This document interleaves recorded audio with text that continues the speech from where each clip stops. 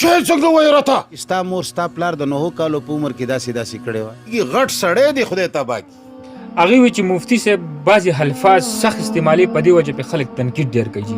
په دې باره کې تاسو څه خیال لرئ؟ د الفاظ تاسو د جذباتو د وجې سخت استعمالي کې دا تاسو مزاج داسې ګوره معاملې سره تعلق لري.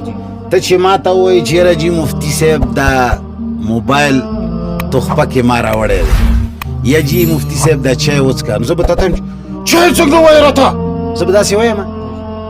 دا خبره د سختۍ نه ده.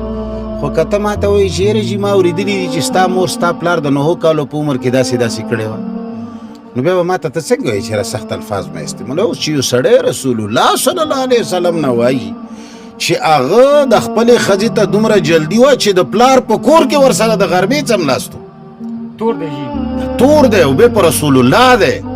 زما په مور چې څوک تور ولګوي کېدای شي زه ګزاره وکړم لږه نرمه لهجه استعمال کړم، خو چې په رسول الله تور لګوي او بیا وایي چې امام بخاري، هلکه مطلب یې دا دی چې کنه امام بخاري خو لوی سړی دی رسول الله نه، هلکه د رسول الله په مخ کې د امام بخاري، د مفتی منیر، د امام ابو حنیفه، د امام شافعي، د امام مالک، د امام د دغو څه حیثیت شته؟ د الله او د رسول په مخ کې خو د دوی څه حیثیت نشته. نو دغسې لهجه سختي تاسو وایئ چې د کتاب چې دی لاندې رسول الله مبارک ډېر اوچت دی، د هغه شان ډېر اوچت دی. د هغه شان ته به موږ ګورو بیا به کتاب ته ګورو. موږ به دقه وایو چې اول به د رسول الله شان، چې دې خبرې سره د رسول الله شان خو نه خرابېږي.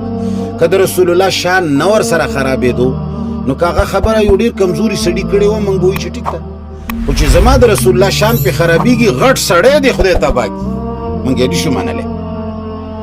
مفتی صاحب ډېره ښکلې خبرې مو کړې، الله مو عزت وکړه.